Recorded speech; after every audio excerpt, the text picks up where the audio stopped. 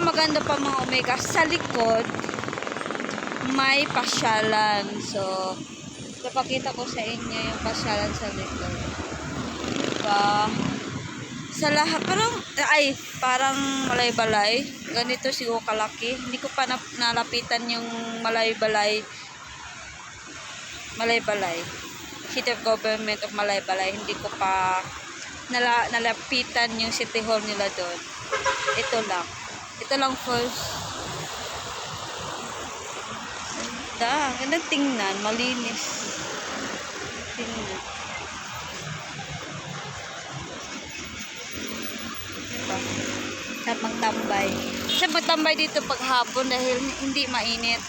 Papasok nga ako doon. Mamaya ako mag-picture. Papasok tayo sa loob. Baka pwede. Kaya bawal siguro umakyat sa taas. Ito open naman sa loob. Papasok tayo. Titingnan natin kung pwede ba makapasok din sa loob. Kung hindi natin mapipilit yung sarili natin. May pumasok eh. Pasok tayo. Tingnan natin. Kaya pwede po mag-vlog.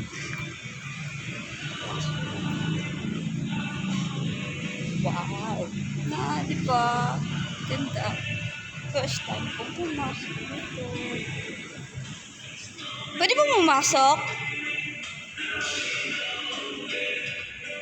Diba? Ganda naman yun. May picture pa ni Mayor.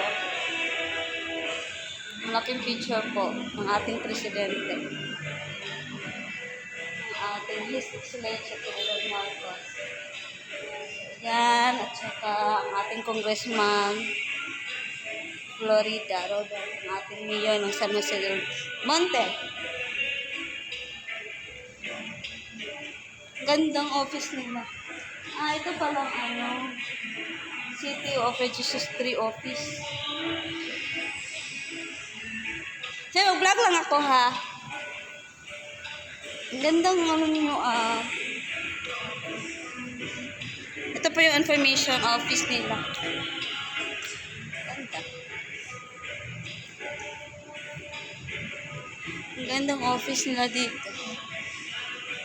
At ito naman is may award pala sila. Ito po ang new government center. This government building was erected at a public space that reflects the appearances of the people, the contributes. Apoy, manbasa mga Omega,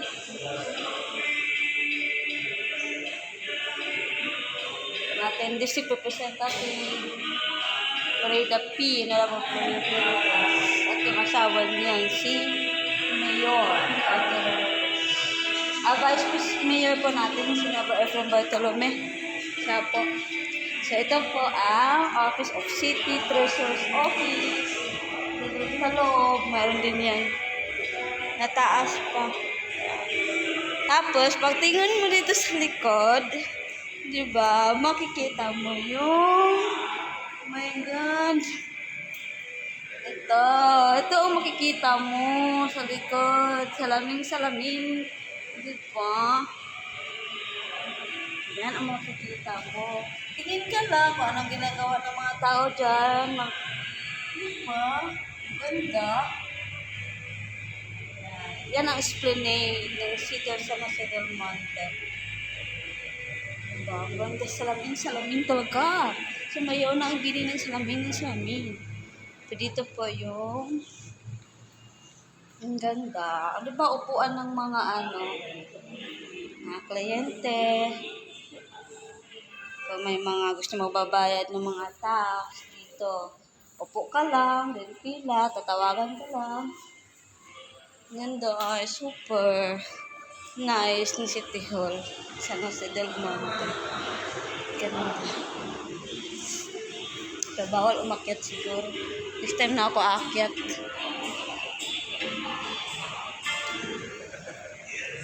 Bawal din umakyat sa taas pa, no? Kakado pa. So, dito lang muna ipapakita sa inyo. Yung ganda. Yun lang. Yan ang papakita ko sa inyo mga Omega. Thank you, sir. May mga ilaw pa. Ganda shooting ng paggabi, mga Omega. Habaw, bawal pa sa taas dahil close pa. So, di pa pwede. Dito lang muna tayo sa baba. At saka na ako akit pag may sadya ko sa legal office. Pag may bibisita ako ka Attorney Sen. Tsaka na-akit ako dun sa taas. Sa second floor daw sila eh. Second floor ba? Third floor. Yun lang, di ba? Super lucky. Pero, picture mo na ako. Kukunin ko muna yung iPad ko. Yan lang guys. Pinapakita ko sa inyo. Ito na ang pinapangarap nila na dapat may bagong City Hall ng San Jose del Monte at sobrang lawak. Yun ang pinapangarap ng mga tao dito sa City of San Jose del Monte. At napakasaya ko dahil isa ako sa para pang bago nilang binuksan to at nakapunta ko dito. Nakaabot ako nung opening nila dito.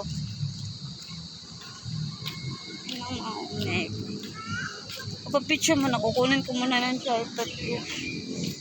Papicture ko dun sa may Lucio Rizal.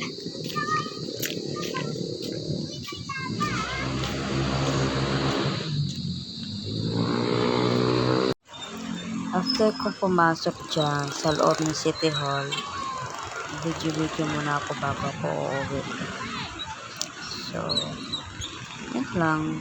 Video lang. Para naman may ma-reels ako. Tapos, ito lipat na naman ako sa beach sa estatuan ni Dr. Jose Rizal.